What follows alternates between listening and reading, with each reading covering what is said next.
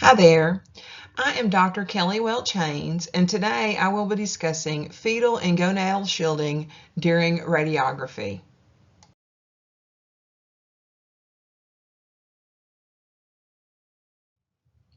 The objectives of this presentation are to define fetal and gonadal shielding, provide a historical perspective of fetal and gonadal shielding, discuss factors that reduce the effectiveness of shielding, and provide an insight of the current AAPM perspectives on shielding. So these modules are being brought to you by an ad hoc committee of the AAPM, and this is known as the CARES Committee. So who is the CARES Committee? Well, the committee is the Communicating Advances in Radiation Education for Shielding. As mentioned, it's an ad hoc committee of the AAPM, and it includes members from over 14 professional organizations around the globe, representing medical and health physicists, radiologic technologists, and organizations that oversee educational programs for radiologic technologists, radiologists, and also state regulators. So let's start out by defining a few terms. First of all, lead shielding refers to the use of lead as a form of radiation protection to shield people or objects from radiation so as to reduce the effective dose. Gonadal and fetal shielding use devices to reduce radiation exposure to the reproductive organs and fetus during pelvic imaging. These shields were introduced into clinical practice over 70 years ago, when it was believed that exposing the gonads to radiation could damage reproductive cells, such as sperm-producing cells and eggs, causing damage to patients' future offspring. However, these genetic effects have not been seen. Today, scientists and researchers also know more about how radiation affects the human body, and scientific evidence shows that routine diagnostic imaging exams do not expose the patient or fetus to harmful levels of radiation. After years of research, there is no evidence of damage to gonads after routine medical imaging. Change is coming. I get it. Change can be difficult, especially when you feel like it is forced and it goes against a long-standing principle. But due to technological advancements, the efficacy of patient shielding must be reconsidered. Research has shown that shielding may actually do more harm than good, especially when the automatic exposure control is used. Radiation doses used in diagnostic imaging are not associated with measurable harm to the gonads or fetus. Patient shielding is not effective at reducing internal scatter. Shielding may compromise the exam, requiring repeat exposures, and then the patient receives a higher radiation dose and image quality is corrupted. So here is the official AAPM statement that sent shockwaves through the radiologic sciences community. Patient gonadal and fetal shielding during X-ray-based diagnostic imaging should be discontinued as routine practice. Patient shielding may jeopardize the benefits of undergoing radiological imaging. Use of these shields during X-ray-based diagnostic imaging may obscure anatomic information or interfere with the automatic exposure control of the imaging system. These effects can compromise the diagnostic efficacy of the exam or actually result in an increase in the patient's radiation dose. Because of these risks and the minimal to non-existent benefit associated with fetal and gonadal shielding, AAPM recommends that the use of such shielding of patients should be discontinued. As a radiologic sciences educator, I must say, when I first heard the news, I was shocked. I mean, this was huge. And I honestly went through the 5 stages of grief. First, denial. When I heard the news, I thought, this cannot be true. It must be a mistake. There must be some kind of confusion somewhere. And then I became angry. I did not want another profession telling RTs how to practice. Students and technologists were calling me and emailing me seeking guidance on this important issue. The next step was bargaining. Then I thought, okay, let me reach out and see how we can work this out. And I reached out to colleagues and I started reading everything I could find on the topic. So then I moved into the phase of depression. So I was thinking, okay, this is truly going to happen and this is going to have a significant impact on our profession. And again, I was reaching out to others and trying to tell our side of the story. And then finally, I reached the acceptance phase. After reading all of the research, I thought, you know what? This is going to be fine. So now, what do I need to do to educate others? So let's take a realistic look at the historical perspective of radiation doses. So doses from diagnostic X-ray exams are 20 to 25 times less radiation today than they were 50 years ago. For example, let's look at adult KUV. In 1951, the exposure was about 11 to 12 milligray. Today, that dose is roughly 0.5 milligray in air Kerma. The newborn KUV in 1951 was a dose of about 1.4 milligray. So as you can see, we've had huge advances. The technology has improved from film screen to digital, and the machines themselves have also improved. Medical imaging technology has made significant advances over the last 70 years. Hospitals and imaging centers now have better imaging devices that use much less radiation. So the good news, it takes less radiation to create an image today than it did 50 years ago. Also, research has indicated that the gonads are not as sensitive as we originally thought they were.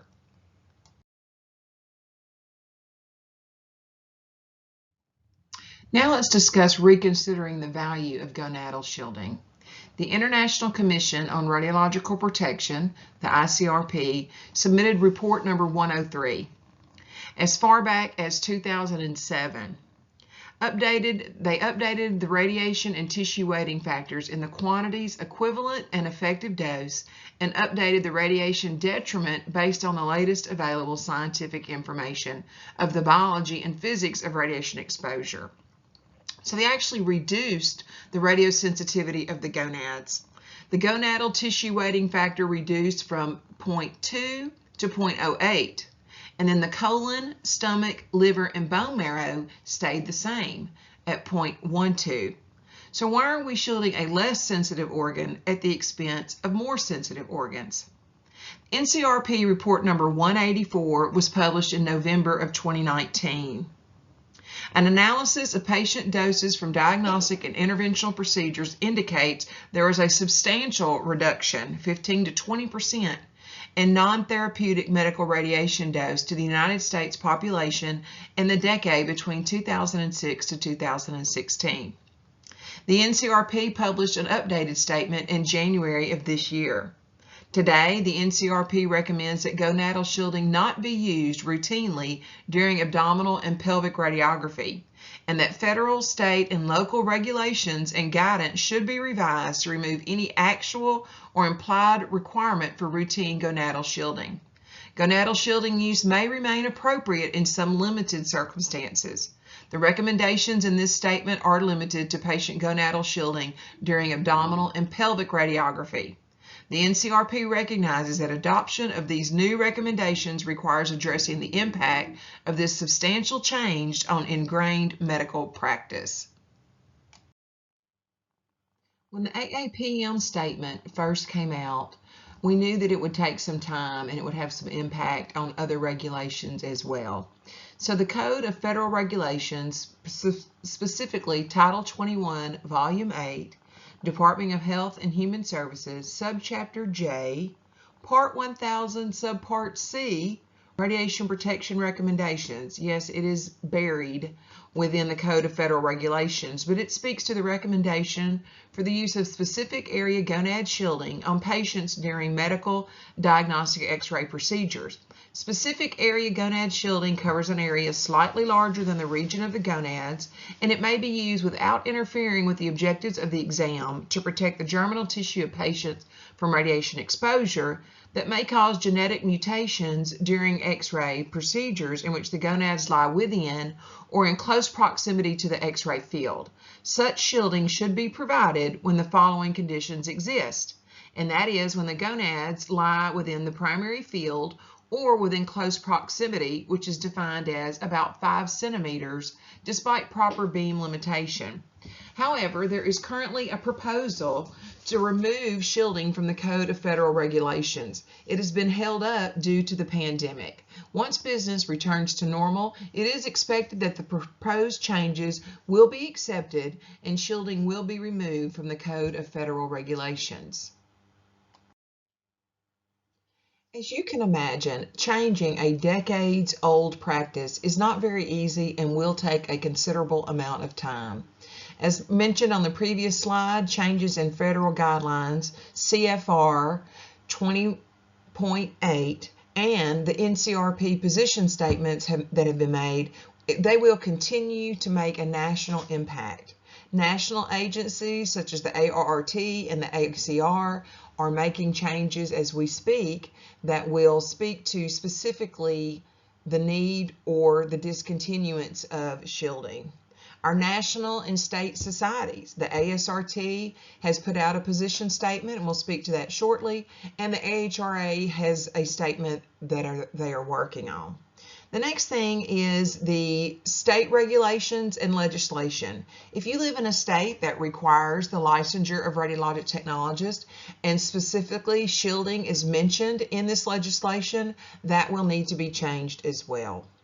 And our educational curriculum, which is published by the ASRT, will be making changes about the discontinuance of shielding.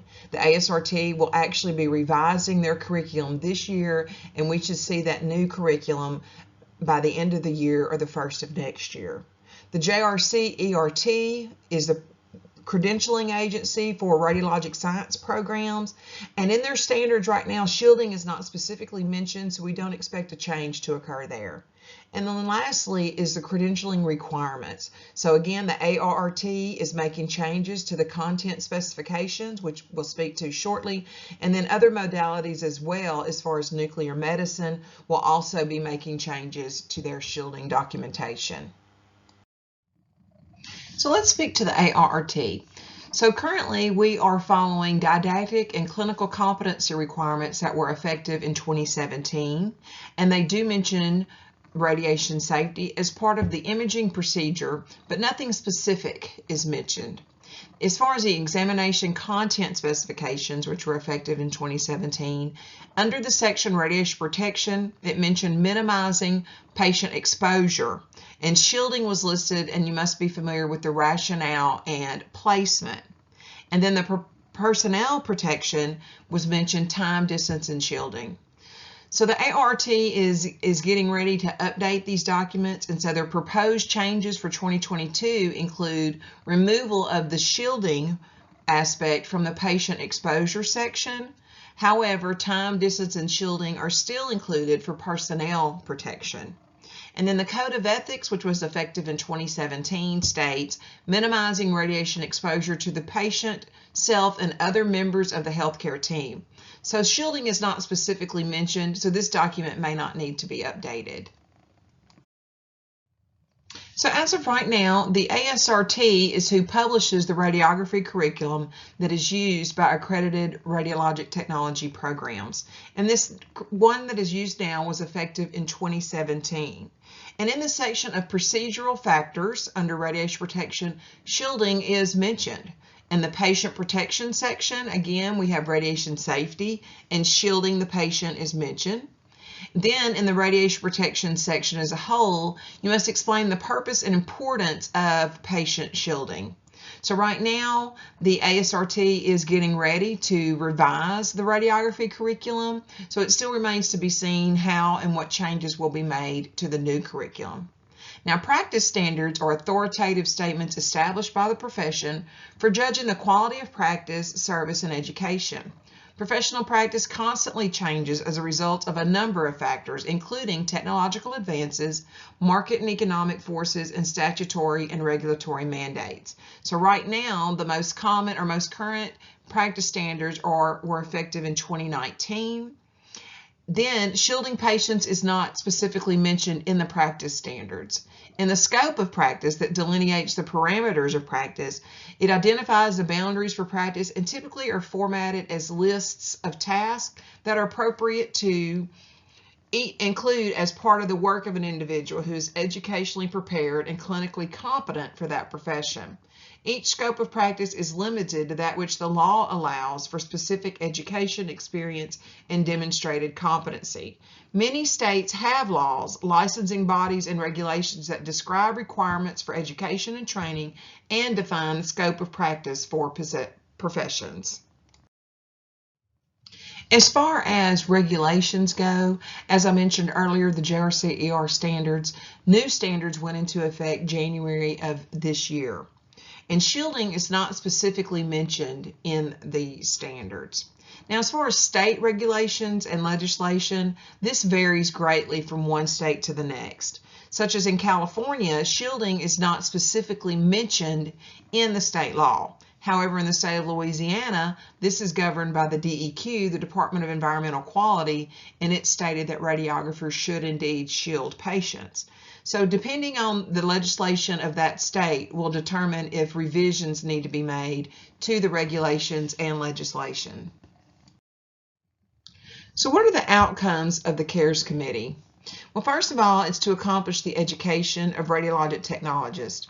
Through the collaborative efforts of all stakeholders, 6 education modules have been developed to provide a framework for the new fetal and gonadal recommendations from the AAPM. Each module is approximately 15 minutes in length.